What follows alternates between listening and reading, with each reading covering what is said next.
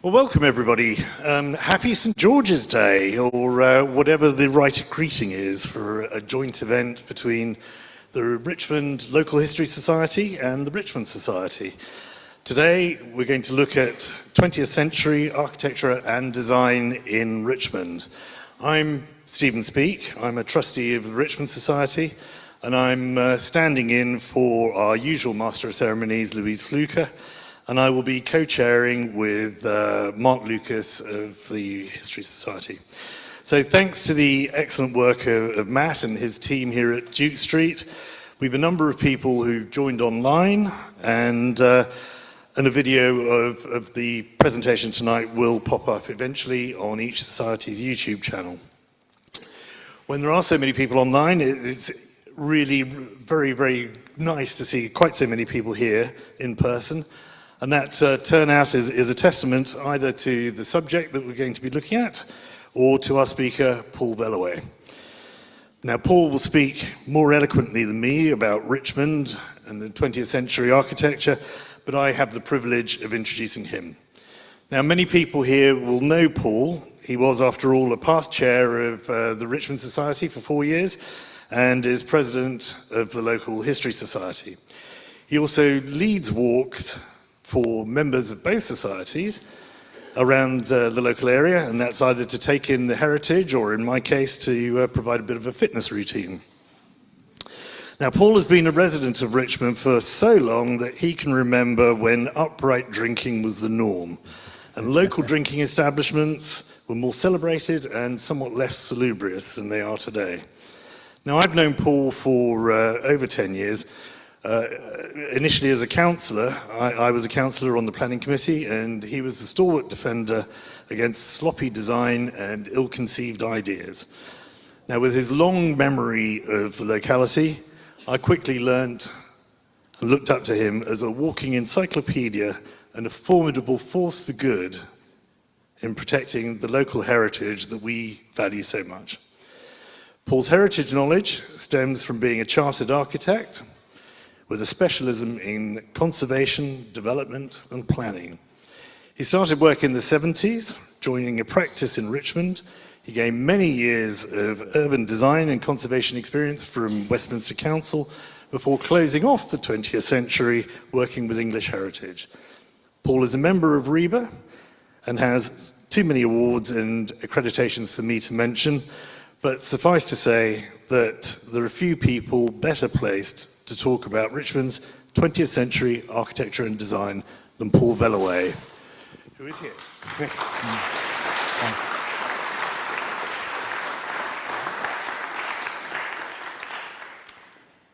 Well, many thanks, Stephen, for that introduction. Firstly and importantly, I'm very conscious that today marks not only St. George's Day, but the 250th anniversary of the birth of J.M.W. Turner. And I should really be talking about his works featuring Richmond, Turner's works.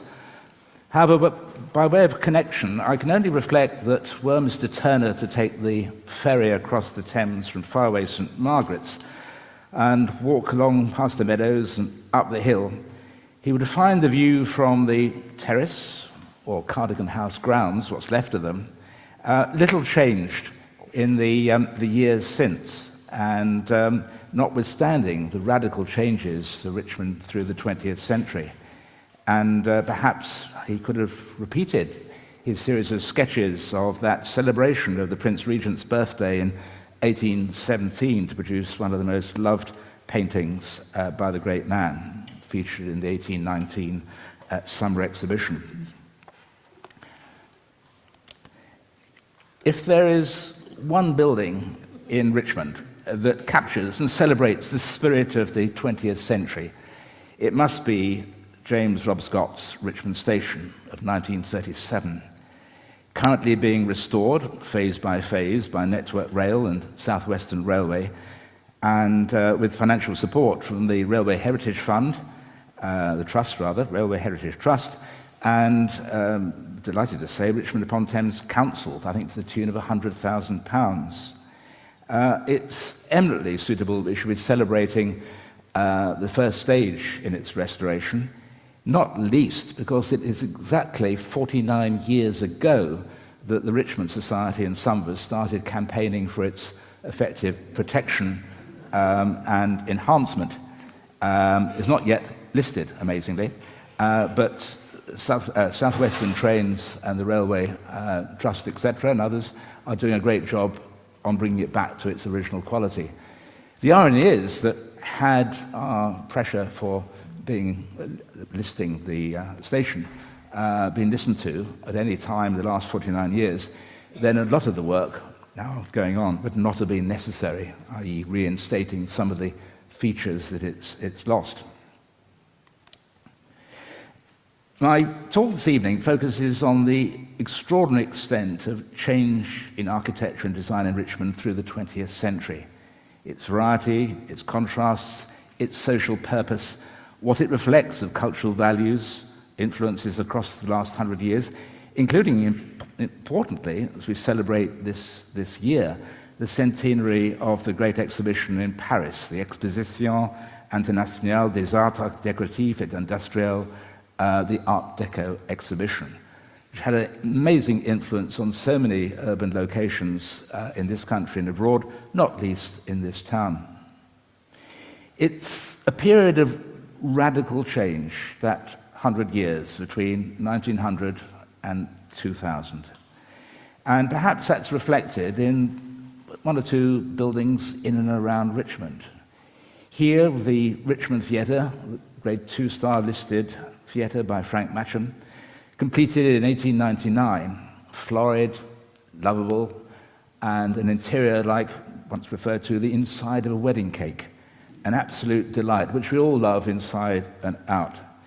And we contrast that with a building developed nearly 30 years later, the Odeon Hill Street by Lethart and Granger, another grade 2 listed building. A stunning building, but a world away from the Richmond Theatre, only completed 30 years beforehand. We might also contrast the work that was going on in the late 1890s by the Richmond Council and its extraordinary pioneering work of developing housing for the working classes.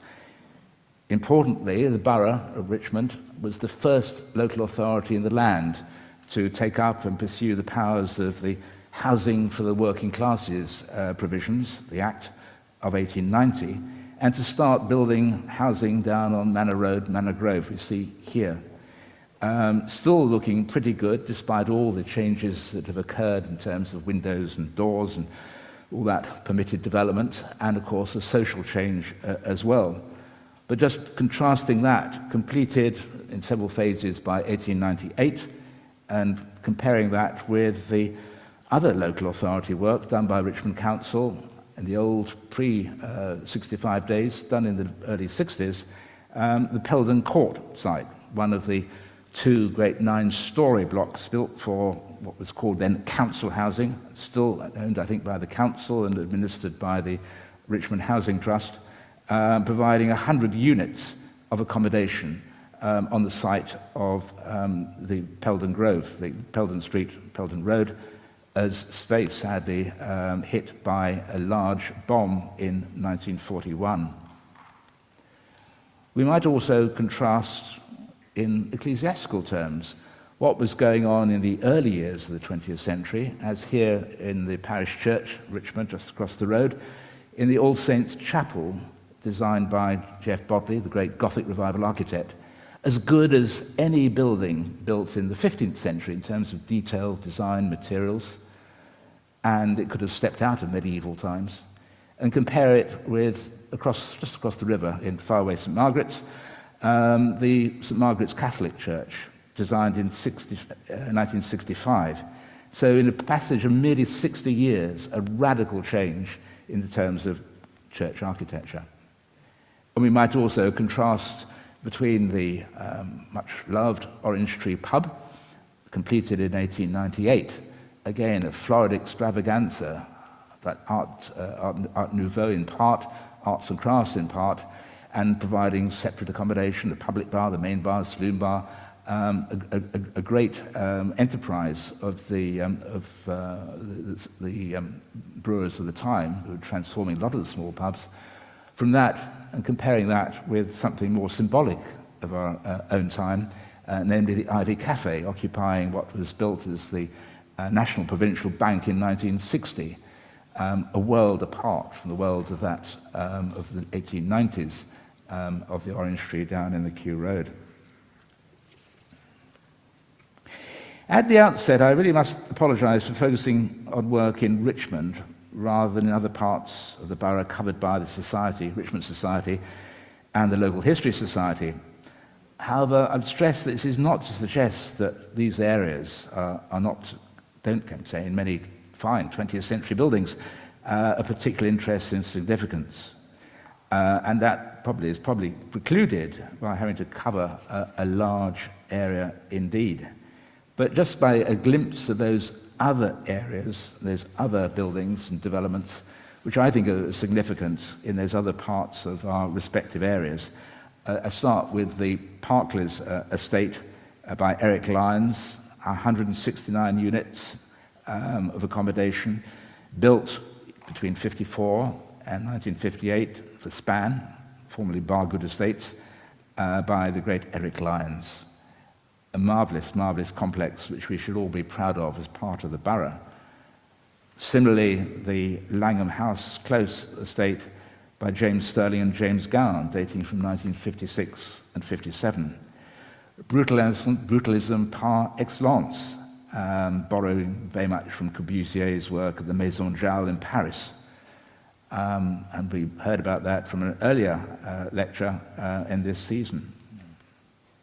We might also embrace the perhaps not so much loved Public Records Office complex, the first phase, done by the PSA, planned back in 1969 and finally built between 1973 and 1977.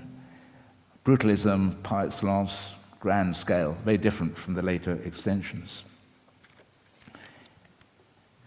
And we might also look to the Princess of Wales Conservatory in the Royal Botanic Gardens in Kew, designed by the PSA, a recipient of the Richmond Society Award in 1987.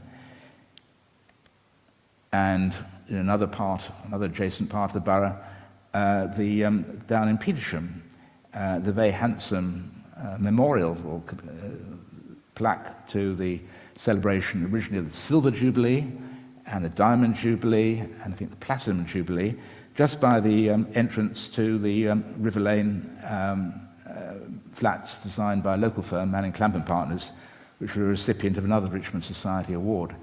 I'm afraid this photograph shows it as it was in 2014, before it's been finally restored in celebration of the Platinum Jubilee of Her Majesty of more recent times. And just round the corner from there, the Glass House, the Drum House, and Mallory House, three extraordinarily fine modern buildings by Terry Farrell, designed back in the 1990s, but not completed until 2004.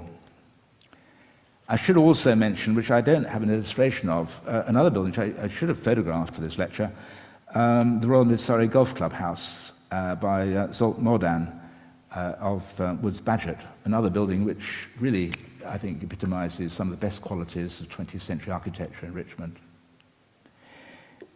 Just looking at the changes that occurred through the century, just look at this back to Bodley, back to medieval times, and a recreation of 1904 and 1905 of the east end of Richmond Parish Church, done with the authority of a great architect and done with an accuracy and authenticity and knowledge of English late Gothic architecture. Compare that with down the road, St. John's Church, a remarkable building, extension to a commissioner's church of the early 19th century, and designed by a little-known architect, arts and crafts architect, Arthur Grove, one of the best preserved of arts and crafts buildings in Richmond. The figures of Christ on the cross and St. John and the Blessed Virgin Mary either side caused enormous consternation and shock horror at the time it went up, as representing papalism, popery, and Romanism of the worst kind on an Anglican church. Today, I hope that nobody bats an eyelid and just wonders at the great qualities. And the lettering, in part of that, is by Eric Gill. The inside, shown here, is certainly, if you don't know it already, worth a visit. It's one of the finest arts and crafts buildings in this part of southwest London. This is work of the early 20th century, but it is as important as work we'll be looking at for later years. Across the road, what has been hitherto known as the St. John's Parish Hall, or the St. John's Studios more recently, a fine building also by Arthur Grove, very much in the arts and crafts tradition. This is opposite the little entrance down to Richmond Station, at the corner of St. John's Road and Lower Church Road. A building which has recently been sold by the parish to a children's nursery operator, but still there, still preserved.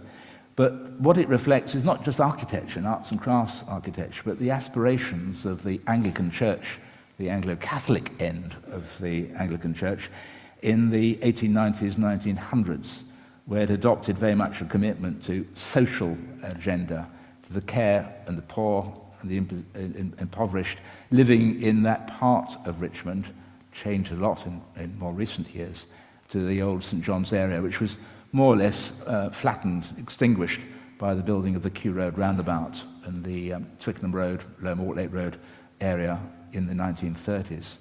But a building which does celebrate some great qualities, not least internally as well as externally, in one of the meeting rooms. It was used for ordinary parish purposes and for a series of clubs for women, clubs for men, clubs for boys, working people in Richmond, and is worth celebrating not only architecturally but socially as well. Looking at a rather different context, work of the slightly onwards from the first works of St. John's, completed about 1909, what was built, for many of us we remember, as the Girls' Grammar School by the Surrey County Council, here in Parkshop, now the home of the Richmond Adult College, which it became in 1978 with the demise of the old Girls' Grammar School, which caused a lot of pain and anguish in the community at the time. The architect was Jarvis and Richards Architects, who I don't think many of us know of other work they were committed to, but a super job there, 2 slides of it, and borrowed very much from the tradition of Hampton Court and the English tradition, the Renaissance with a W tradition, which was celebrated in a number of other public buildings in the area. A one-off, very much a one-off, is a private house here in King's Road. Once again, part of that arts and crafts tradition.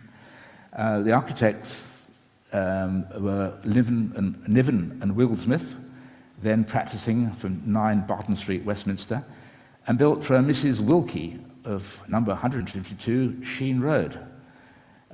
Interestingly, Wigglesworth, who lived on until 1949, worked as an assistant in the renowned practice of George and Peto, who did great works through the Edwardian period, and returning from the US, worked in a partnership with David Barclay Niven between 1893 and 1926. So a lot of the chaps who were designing these kinds of buildings were around from the latter years of the 19th century and right the way through to the first quarter of the 19th century, the 20th century. And one of the most endearing features of that building, and do go and have a look at it. I've never been inside. One day I might get invited by the owners, but we'll see. But one of the nicest bits is that little dormer window, which curves upwards in a shallow curve, beautifully done in slate. A lot of the work going on in Richmond was part of that great social, environmental transition in the first 10 years, the years before the Great War in Richmond, of suburbanization. A lot of it taking up space which had been used for purely farming, agricultural purposes, orchards and the like. Some of it in the grounds, the ornamental grounds of the big houses from the 17th and 18th centuries. Here's a glimpse of one in Queen's Road, part of a larger estate, just typical of so much of what was going on in those years running up to the Great War. Decent class suburban housing for the upper middle classes, well-mannered, decent gardens, front and back, repeated at various levels, socially, above and below, but here celebrated with great gusto in Queen's Road. And on a lesser scale, perhaps for the lower middle classes, another such house down in Manor Road, near the station. So much of Richmond was being transformed at that time, from the really starting in the 1880s with the railway, the influence of the railway, commuters and alike, and continuing right the way through to the Second World War, but celebrated with great gusto here in the early years of the 20th century. One very significant block being developed in those pre-Great War eras was Onslow Mansions in Onslow Avenue. It comprises 2 blocks on 4 staircases of 32 flats on part of the site of Mount Ararat House, which was located at the corner of the Vineyard and Mount Ararat Road, or Lane as it was. And it's by the little-known Austrian architect Paul Hoffmann. Now, Hoffmann was born in Vienna in 1869, educated at the Polytechnic of Vienna and the Academy in Munich, and came to London in 1889 and started practice on his own account in 1893. And from the 1890s through to the 1900s, right up to the Great War, he had a very successful practice specializing in blocks of apartments in central and west London, and here in the lower slopes of the hill, and also in Cardigan Mansions on Richmond Hill. And I've got a close-up of it. And I don't think this really fits into the usual categorization of, is it Art Nouveau, is it Art Deco? It's more Vienna secessionist than anything, if one wants to give a title to it. But a super building. Sadly, the brick and terracottas have been overpainted, but here it is in its current condition, looking very good in the sunshine. Other, by contrast, social work by the old borough of Richmond, the very fine housing, I think it comprises 8 units in Victoria Place on the site of Artichoke Alley, and takes the place or part of the major redevelopment of the core of Richmond, which has never quite recovered from, of straightening out and widening Red Lion Street, demolishing a lot of the core of Richmond, which today would probably have been listed Grade 2 or Grade 2 star and designated as conservation area. It was swept away for the cause of road widening and improving vehicle access through the town. But one of the gains was the building of more social housing, complementing the work done by the council down in Manor Road and Manor Grove. And here on both sides of Victoria Place, the back of Smith's, are these beautiful houses. And with, again, trying to put it into a box, trying to put it into a category. Is it arts and crafts, or slightly Art Nouveau? I would say it's more arts and crafts tradition, and a very, very enlightened patronage by the council and by the borough surveyor who designed it. Equally, across the road from there, the more public architecture, the Richmond Police Station, built under the auspices of John Dixon Butler, who was the architect for the Met Police between 1895 and 1920, worked with Norman Shaw and produced some excellent buildings right across the capital. And Richmond is a late work, 1909, is no exception. Again, it was part and parcel of the major redevelopment of the heart of Richmond between about 1909 and 1910. Converted since its sad and premature closure to being a branch of a hamburger establishment now. Similarly, this arts and crafts flavour, a building which you've got to stand and stop outside Waitrose and look up and gaze at its wonders, is York House, 49 George Street, above what used to be for many years Lillian Skinner's shoe shop. 3 flats above shops, dating from 1901, and replacing a late 18th century and early 19th century shop, seriously damaged in a fire in September 1900. If you go up, you can gaze up, and you can see across the curving bays, the two curving bays, the name of York House. Turning to the more commercial aspects, the two major breweries in the area, Fuller's and Young's, were setting about in the early years of the century, improving their pubs, redeveloping their pubs, and capturing a new type of audience. Pubs up until then were mostly used by working men, were not places which you went to as a middle-class person for the most part, and certainly very few women would go of their own volition to such establishments. And there was this massive, massive transition, not just in Richmond, but across London and elsewhere, of the role of the pub. And Young's and Fuller's and various other brewers saw fit to redevelop a lot of their pubs to make them more polite places, more attractive places, and presentable places, changing their image. And done beautifully here at the Prince's Head on Richmond Green, the southern corner of Richmond Green, uniting two older buildings, refacing them in rough cast render, as if it was something north of the border, and giving it a distinct arts and crafts flavour. The pub itself dates back to about 1740 or so, but given this veneer of respectability and opened up inside. Similarly, Fuller's were at work at the pub, the White Horse in Warple Way, part redevelopment, part reconstruction, probably by the architect Noel Parr. Now, Noel Parr is a character worth celebrating. He was the borough engineer or borough surveyor of Brentford UDC. He was also a private architect and was one of the key figures in designing pubs throughout this area in the early years of the 20th century. This was one of his jobs, and producing a very fine sort of country vernacular here, again with arts and crafts overtones, which worked well. Slightly less arts and crafts here, the Black Horse, given a veneer of respectability and redevelopment, in fact, in 1900 from what had been a rather more humble, stabled inn in the Marshgate.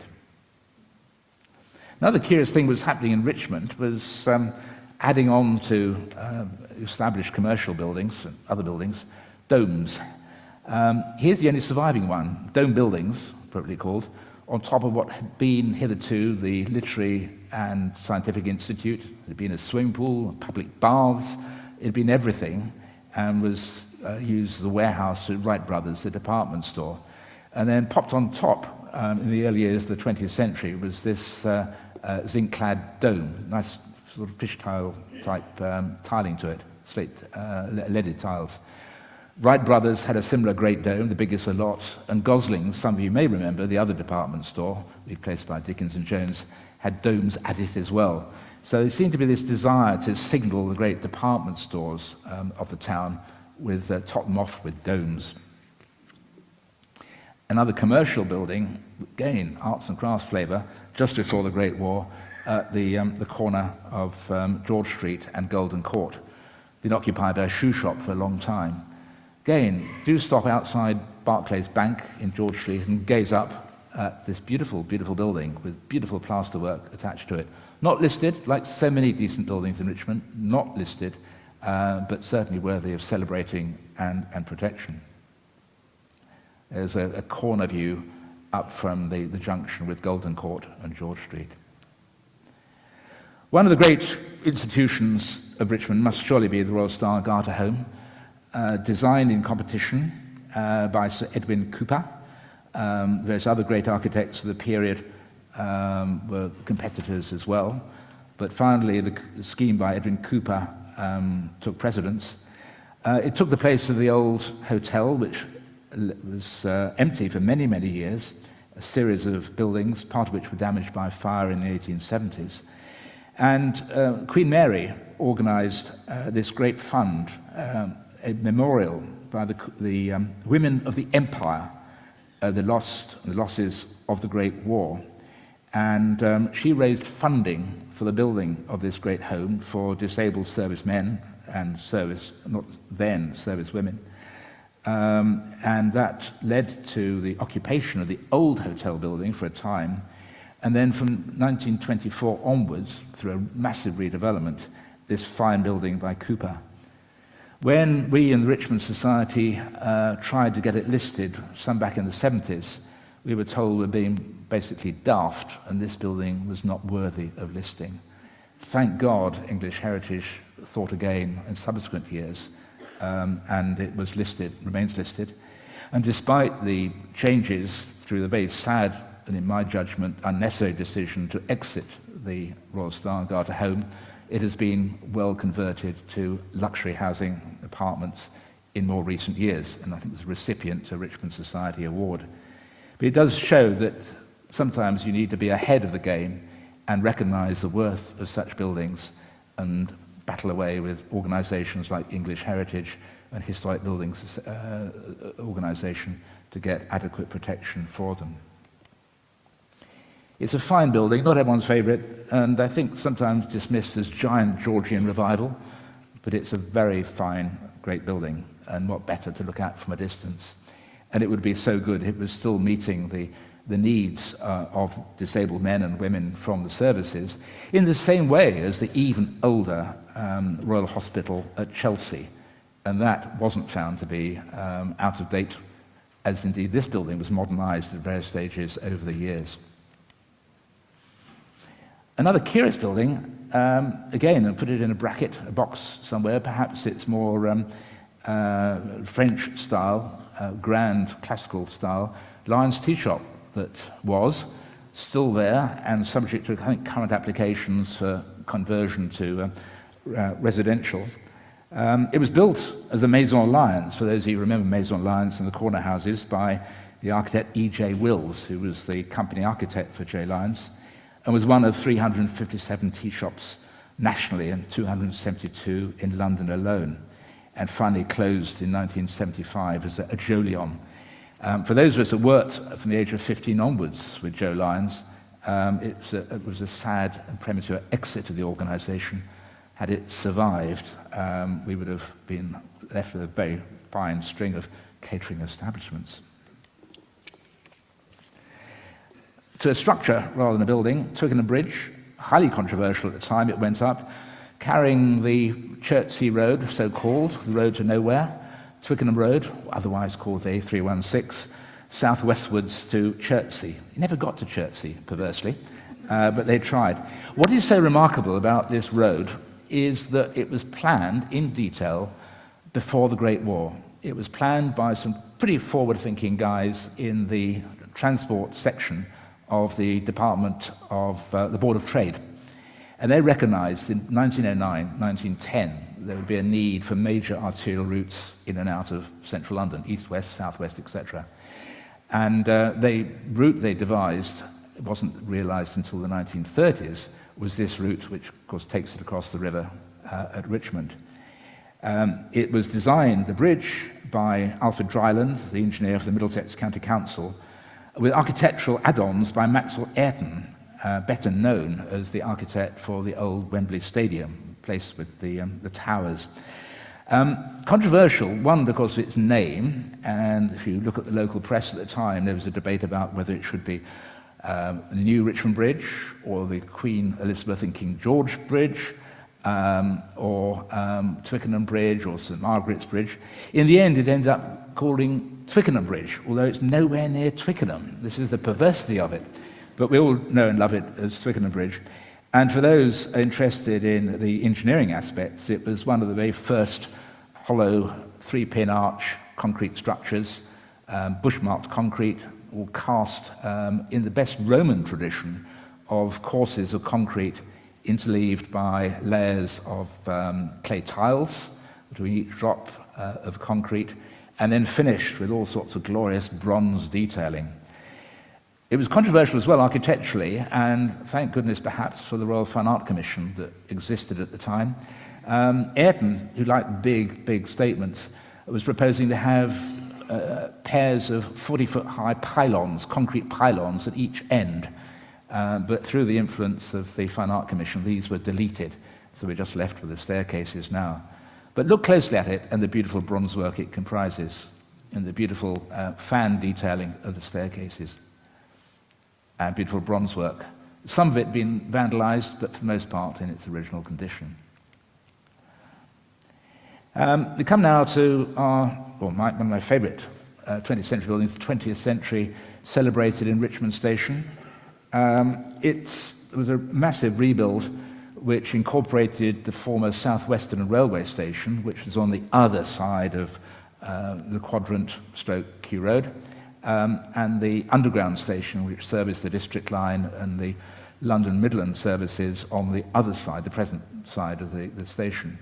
And it was a massive operation pulling it all together to produce one unified station, led by Rob Scott, who was, I think, one of the great architects, public sector architects of the 20th century, and who was the architect of the Southern Railway through the greater part of the first half of the century. Beautifully detailed. Perversely, this building is not listed. It's a carbon copy, more or less, of the station at Surbiton, which has been listed for about 30 years now. Same team of architects worked on it, same detailing, same materials, same details, but not listed. And this, again, how foolish has English heritage been in resisting efforts by this society and others to give it protection. And the joy of it, and particularly revealed through the recent restoration and cleaning, has been the bronze work inside, the black marble, I think Norwegian marble, black marble, and other detailing, and the Art Deco features here. Not so much pure Art Deco, as well a lot of Scandinavian influence in it. And Rob Scott and the team were responsible for a number of the modern stations built by the Southern Railway in the interwar years. Looking more towards residential, so much of Richmond was transformed by redevelopments of old 18th century houses and their grounds, or what had been orchards and agricultural land in the interwar years. Queensberry House in Friars Lane, I think one of the most beautiful blocks of flats anywhere. 3 courses, 3 blocks around a central courtyard, adopting rather than destroying the landscape of the old early 19th century Queensberry House, elegantly detailed. And the architect was a little-known chap called Alfred Middleton Cock, who flourished, born in 1880 and lived on to the 20s. I could find out very little about Alfred Middleton Cock, other than he, I think, was a very talented designer. Like so many of the features in Richmond, they weren't by the good and the great of the architectural world, but by lesser-known architects. Another view from Friars Lane, beautifully detailed, beautifully planned, and spacious flats. Rather different in spirit, more, say, aggressive, now listed, has been listed as sometime Lichfield Court, by maybe the better-known architectural practice of Bertram, Carter and Sloot. 2 large blocks of flats arranged around 2 courtyards, a major and minor block around smaller and larger courtyards with shops at basement level. And it reminds me of a great stranded cunarder of the time, one of those great liners that would have crossed the Atlantic with this sort of stripped-down, modernistic approach. As it was proposed originally, it was going to be all white render, so it would have been even more like a cunarder, but the district authority of the borough suggested that part of it should be brick, perhaps wisely, because it does work pretty well. It languished in a rather poor state for many years, but is looking very good today, and is really quite stunning when you go into those courtyards. But reflecting very much what was happening in Richmond, developing the site of the old 19th century Lichfield House, established long, long ago, and quadrupling, multiplying massively the number of residential units on top. And there's another building by Mr. Cock here, down in Park Lane, just around the corner from here, beautifully detailed, perhaps not as attractively done as the block in Friars Lane, but still very amenable, very typical of what was going on in the town at that time. More modernistic in flavour, Selwyn Court on Church Road, next to St Matthias Church, very in mid-30s. I cannot find the name of the architect for it, but they did a very good job there. More pure Art Deco with steel crittle windows. And interestingly, at high level, the arms of the Bishop of Lichfield, one of the Selwyn family. And I suspect it was the Selwyn family who owned most of the land from Matthias all the way down to Kew Green. And this was one of the last residual sites they had to sell back in the 30s. A very fine block. Beautiful corner details, Some of the windows have been replaced, but this lovely detail of turning the corner with a window, how sensible. Further down the road, Hillbrow, more or less contemporary, by the architects Marshall and Tweedy, dating from 1936, a firm based up in Cavendish Street, 35 flats on 3 staircases in a 5-story block, just showing the way in which you could increase residential density on the site of one house, a large mid-Victorian house at the time. Again, beautiful treatment of the corners with these projecting balconies. And down the road from there, Queen's Court. Again, a massive increase in housing density on the site, replacing a mere 5 paired villas of the 1850s with a series of blocks on 7 staircases embracing 82 flats. Again, I cannot find the name of the architects of this series of blocks. Beautifully detailed, beautifully looked after now, and housing then for rent by the middle classes, and showing the transformation of the nature of society in Richmond and its community in those interwar years. And just further down the hill, Richmond Hill Court and Glenmore House. Again, a massive increase in the density of housing on that site. You don't need to build massively tall towers. You can do it by blocks about 5 stories high. 60 flats in the major blocks, 24 flats in the lesser house, Lenmore House, on the site of Hillside House and its grounds, arranged rather like down the road in Friars Lane, around a sunken car park and a tennis court. And further round, down towards Sheen, Cortlands, just completed before the beginning of the Second War, between about 1937 and 38.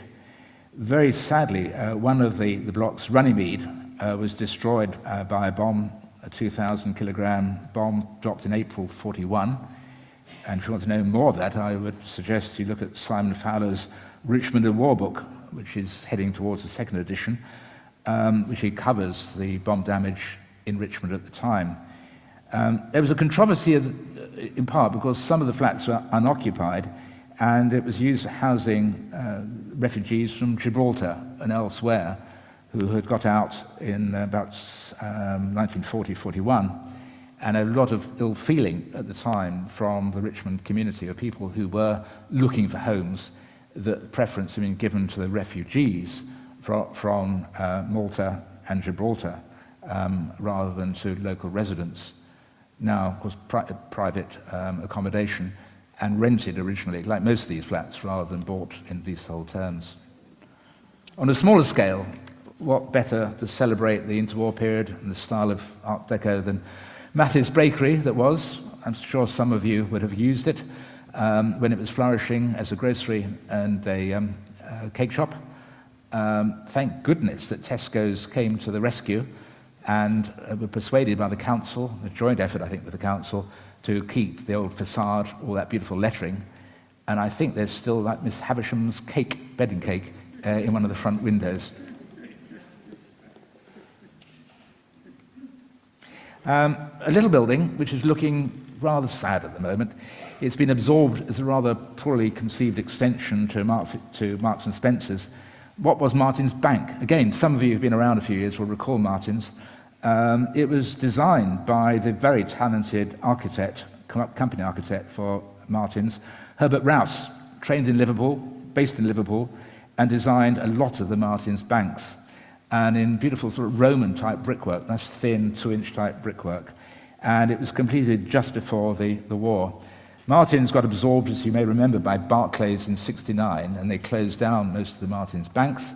And then it got absorbed as an extension to M&S. But looking very sad, it's lost its beautiful stainless steel doors, the stainless steel cash point, etc. And inside, it used to be a rather beautiful vaulted space, like something from ancient Rome. But all that has gone. More's the pity. The super cinemas represented by the Odeon here, completed in 1931. The Richmond Kinema, as first known, developed by that multifarious fellow Joseph Mears, councillor, entrepreneur, key figure in the Chelsea Football Club, owner of the various hotels, the river steamers, etc. And he took over the site of the old Talbot Picture Theatre, part of which survived until very recent years, round at the back of the Odeon Cinema, which was closed in 30, demolished, and then redeveloped by this in 30-31, with some 1,500 seats, and then tripled in the 1970s, with a stunning atmospheric interior based on ancient Spain. It used to have a moon which went up and over the sky, the dome of the roof, which you sat there with your sweets and chocolates, watching the moon rise in the east and then setting in the west internally, based around a Spanish courtyard. And the interior, certainly the front part of the ticket office, featuring Mayan-style South American, Spanish, partly Spanish, flavour of decoration. Beautifully detailed, some which is there, which the organisation, Odeons, just don't seem to recognise the potential of it to be beautifully restored, rather like Richmond Station. It could be stunning if they actually cared. But they paint everything of all their Odeon cinemas up and down the country deep blue, which seems to be somewhat perverse. We've seen another one there. Another one just got in before the Second War, the Linehouse, flats and offices, Art Deco in flavour, but not as pure as some other buildings, and been well looked after of more recent years, with Pizza Express to the ground floor.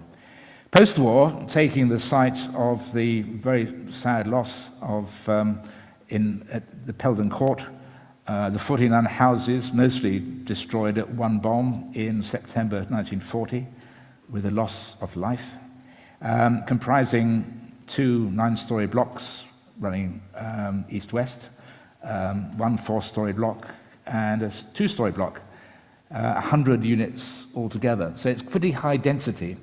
But if you're going to have high density, this perhaps is the way to do it, rising to 9 stories and considerably extending the density of units on site. It's one of the only handful of tall buildings in Richmond, and there's one of the lower blocks running down towards the Sheen Road. Perhaps less attractive, built about early 60s, the Towers in Lower Mortlake Road, not council development, but private sector development, flats, on the site of another area of serious bomb damage around the Crown Terrace area of Richmond, North Richmond, and developed with a tall block here, rising, I think, about 12 stories, and a series of lower blocks, attractively sorted, comprising 72 flats and maisonettes altogether. Not the most lovable buildings, but reflecting very much the nature of commitment of both the private sector and the public sector at the time. More distinguished for architects and architectural historians, work by Eric Lyons in Cavendish Court, Cardigan Road, just off the hill, developed in 53-54 by Span Estates, located in Cardigan Road, just off of Onslow Road, and follows on from the slightly earlier block of 52, running Friarstyle Road, also by Eric Lyons, for the same Span group, while he was working with Paulson Townsend, his partner at the time. But have a look at it. It's not in the best shape at the moment. It's a bit run down at the back. There's been a controversial planning application for it, and the front is somewhat messed up. Where there's a nice little piazza, it's falling apart a bit. Another one of cultural significance, those of you who will probably recall it known as Bulbous Betty.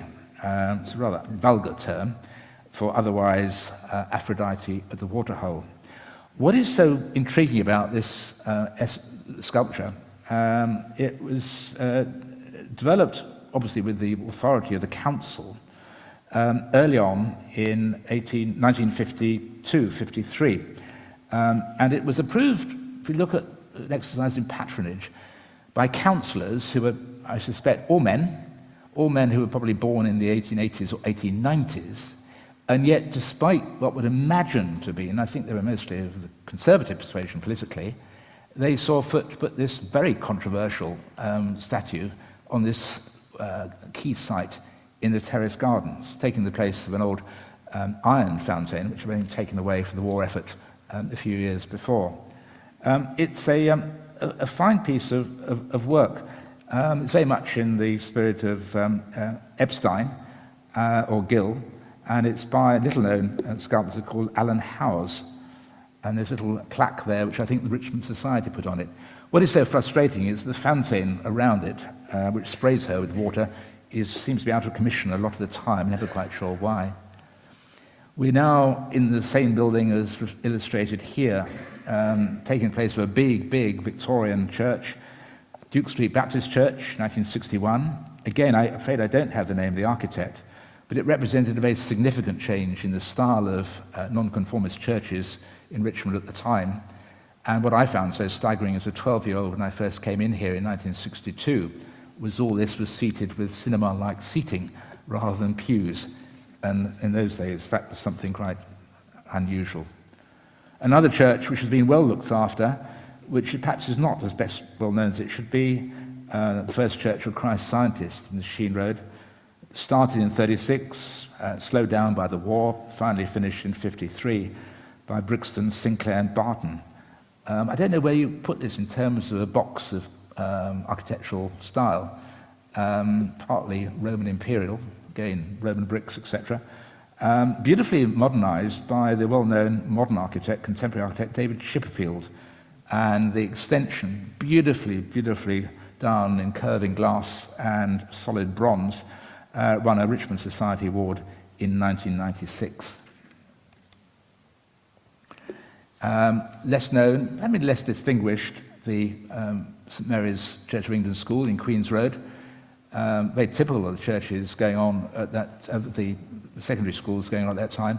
Successor of the old Church of England School at top of Eaton Street, and now renamed as Christ's School. Perhaps less lovable, the former Dickens and Jones House of Fraser building, big as it was then, and even bigger now, despite objections from a number of us, putting 2 stories on top and sadly losing out our only surviving department store, equivalent of about 14 or 15 shops in George Street. But I think there's quite good news there, and I believe, and maybe it's just entirely speculation, that the Swiss chocolate company, Lindt, is going to be moving in. But maybe, I don't know if anyone here knows more about it, but it seems an interesting move for them to make. A building more classical quality, now of course better known as the Ivy Cafe, all bar one for many years, what was built as the former National Provincial Bank, one of a series of banks by the company architect Joseph Walker, who, with his partner Holden, ran a lot of the building works of the bank from the early part of the 20th century through to the 1960s.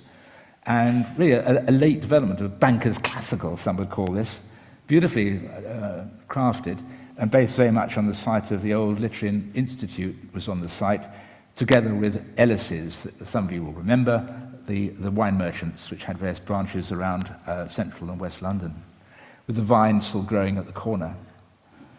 Another classical building of the period, 1950s, early 60s, Trumpeter's Lodge, a mews, just off the old palace yard, taking the place of bombed-out stabling buildings, designed by Kenneth Brown, or I recall his name in a moment, for the Crown Estate, who are the freeholders of all that site. Very, very different in spirit, the swimming pool complex, which some was battled to retain when it was threatened with demolition and redevelopment back in the 1970s. Designed by a local architect from East Sheen, Leslie Gooday. He only died a few years ago in his 90s, and with landscaping by another member of the Richmond Society's committee, Michael Brown. A beautiful set of buildings which might well have been bulldozed, but wasn't through complex negotiations and battling with the authorities, preserved and refreshed, and built, completed in 1966, and listed in 1996. A beautiful set of buildings. The only sadness is that the refurbishment used the wrong type of copper on the cladding, so instead of going green, it's just remained dirty brown. But that's one of the problems one has when the council haven't really asked the right questions at the right time. Charmouth Court off of King's Road, classic 1960s private sector infill. Nothing great about it, but still worthy of noting as part and parcel of the development of Richmond through the 20th century in its latter part.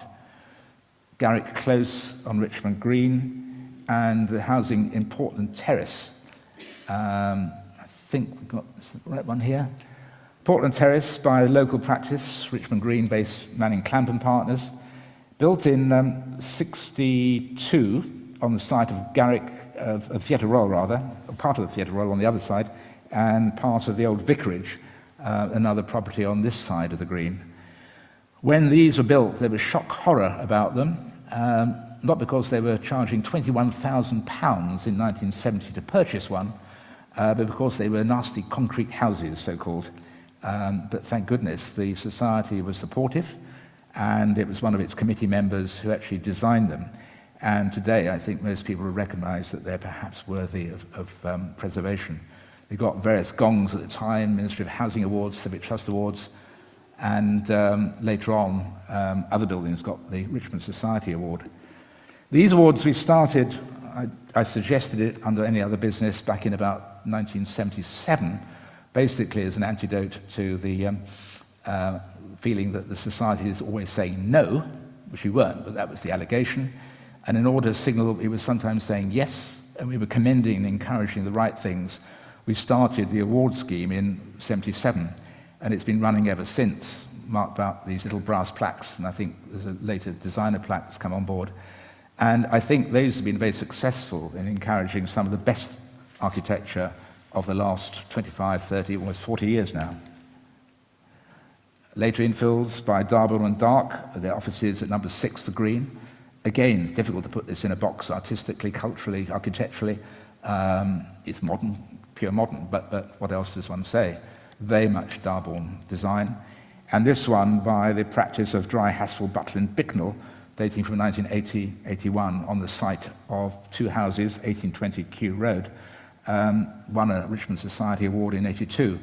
And we felt at the time that if you're going to have office blocks in Richmond, they should be elegantly detailed in lead and brick and nicely done, as this block certainly is. It also provided the wherewithal for the St. John's Church scheme to happen, finance for that. Beautiful brickwork. Little changed since that photograph was taken. The Attenborough's film studio round in Retreat Road. Darbourne again, the architect. It's changed now to a 3-story townhouse, but it's basically there still, and enlightened patronage by Dickie Attenborough and his wife as the test place for his films. And also by Darbourne up at Kew Road, off the Green, number 60 Kew Green. Beautiful building, completed in about 1986 or so. The work that the practice did, courtesy of the Richmond Parish Lands Charity and the housing organisation, was the Queen's Road Estate. 3 phases of brilliant buildings, low-cost housing, what we call social housing today, built for the Housing Association, London and Quadrant. Some, I think, almost 360 properties between 1978 and 1987. A master plan which we as a society were much involved with and commended, and the idea of utilising the sites of these old run-down houses of the 1850s, which were then facing dereliction and decay, to develop for housing to meet the needs which are still there today for low-cost housing, low-rental housing, social housing for the community, rather than just big posh houses for the rich. And there the photograph of one of the later phases of the development, and the various phases got awards under the Society's award schemes through the years. And there's some criticism about its present management by London and Quadrant, but for the most part it's a joy to walk through there, and a lot of people don't know it, and they should really, because it is a marvellous exercise in how to wrap round housing round a mature landscape. One that also got away, difficult to put it in a box, the former courthouse, Magistrates Court by the GLC Architects Department, Now, ironically, the headquarters of a whiskey company, which one would imagine would be in Aberdeen rather than in Richmond, but there it is, looking better than ever before, and we gave it a commendation back in 1977. Almshouse work, a lot of good work from each of the almshouses, not least in this little group behind Hickey's, done by the firm of Initiatives in Design, front and back. Done in flint and stone, beautifully crafted, and completed, I think, in the late 80s, a recipient of an award. Orange Tree Extension, which is the old bank, the old Royal Bank of Scotland, a handsome building of the late 80s, early 90s. And really, perhaps the largest feature architecturally in Richmond, the Riverside development, which took a lot of blood, sweat and tears to put together. Appalling schemes at early stages, which this society wisely rejected, challenged, and a scheme by Quinlan Terry for Hazelmere Estates, key figures of whom now advise the Prince of Wales. I'm biased on this one because I was much involved with the committee of the Richmond Society in negotiating with the then council, the then Conservative Council, and subsequently the Alliance Council, to try and get the best out of this. What this scheme did, of course, was to keep rather than destroy the town hall and develop a number of the empty sites with really good buildings. And here, curious of Richmond, but not for Venice, the building fronting the river, which is now the Scots Restaurant, partly based on Jacopo Benesvenu's Zecca, the mint on the canal in Venice, and the adjacent Biblioteca Marciana. Very appropriate for this site, and I know it's Marmite to some folk who don't like it. All I would say in defence is if you saw the schemes which we were confronted with, which got approval by Richmond Council, when we went to the door of 10 Downing Street, a delegation of us to try and get the call-in of that scheme, but failed, sadly. And thank goodness the timing was right when the English Property Corporation wanted to surrender their development option on this site and transfer it to the Hazelmere. And that was accepted by the council, further consultation, and then taken forward by the new administration from the early 80s onwards, and it developed between 84 and 88. And interesting architecture, to play games working out what the sources are, colonnaded, polite, and handsome, keeping some of the key features of the older site, the old tower house, the 1850s on the corner, and the frontage, based by Terry on the unbuilt third design for the George III's rebuilding of Richmond Palace in the Old Deer Park. And there's that building which is somehow floated in from Venice. You go to Venice and you'll see the parallels with that particular building just on the edge of St. Mark's Square.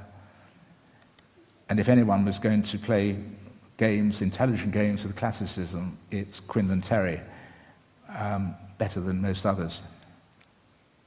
And the housing element, one of the things we failed on as a society was to press for increased residential on that site, but we got a modest amount of residential in this part of Water Lane.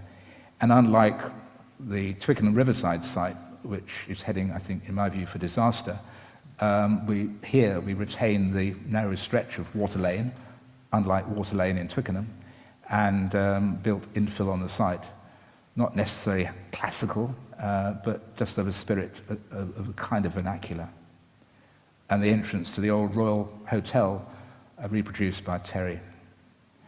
And just to finish with a quirky little building just round the corner from here, and it just shows the extraordinary diversity of architecture and fashion development in this town across that 100 years.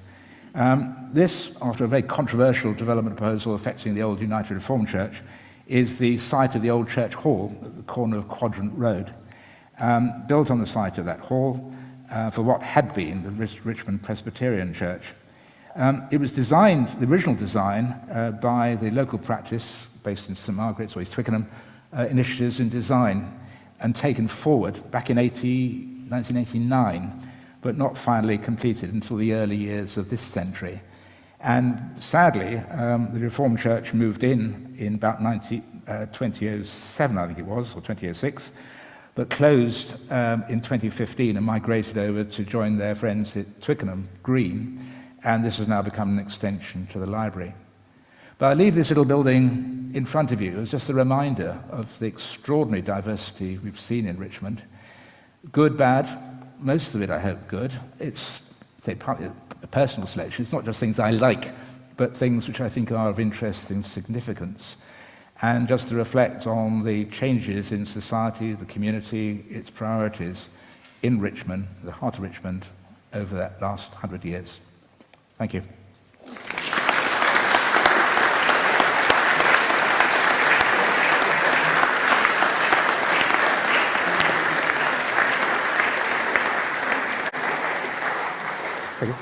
Paul, thank you very, very much. I've been on your tours, I'm sure many of you have, and I've always found them interesting, I've always enjoyed them, but I feel that this evening you've taken us on a tour of so many of the places that I have seen and we've all seen every day of our lives.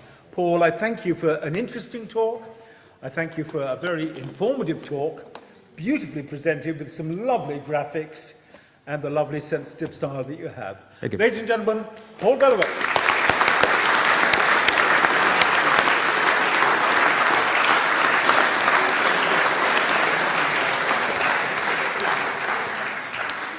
Ladies and gentlemen, you'll be glad to know that after this wonderful talk, Paul has a soreness in his throat that needs lubricating. So I'm very delighted on behalf of the Richmond Local History Society and Rick Sock, who actually paid for it, to pass this over to you. Thank you. And ladies and gentlemen, you have questions, I'm sure. But Paul did say that if we could keep them very brief to start with, because later Paul will be downstairs in the cafeteria or the bar area, lubricating his wonderful voice, and there he will be able to answer your questions in full detail with waving of arms and so on and so forth. So I will ask for 3 questions. If you can keep them brief, because the complicated ones you can do downstairs later. So, hands up for somebody with a question. Behind you. It's behind you. Rose. Do we know anything about the Itsu building, which I've always admired, as very politely referencing the dome building beside it, but being obviously modern? Designed by my old mate Barry Broom of Amos Broom. I must say, despite that connection, I don't think it's one of the great buildings of Richmond, but it's very commercial, and I don't think it was designed for Itsu itself, but for just a developer of a retail opportunity. But it certainly holds that corner, which is a critical point, given the loss of the little buildings, 18th century buildings that used to be on that site, which were not listed or protected to any degree. But I've never been in it, I'm afraid to say. It's not the cuisine I really run for.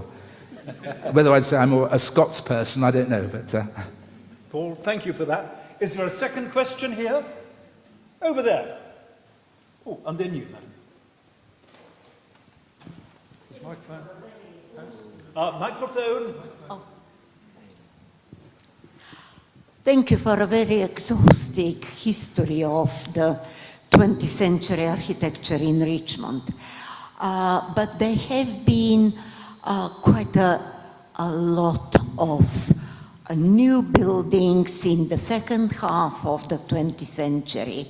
And I would like to mention one in Kew Gardens, which is the Kew Gardens has been transformed and the old glass houses have been renovated. And amongst those is the Jodrell Laboratory, which has been trying to match the history of Kew Gardens, the material of Kew Gardens, with the new modernity of the new styles of architecture. Thank you. Paul, your thoughts and comments on that? Well, I think Kew Gardens has some of the finest 20th century buildings in the borough, this part of West London. And in fact, about 3 of the buildings in there, I would take amongst the 8 I would take to my desert island. I think of the Alpine House in particular, and the bridge, curving bridge, whose branding has been changed for political reasons, and the Princess of Wales Conservatory. Is also the very good exhibition building there attached to the earlier gallery building.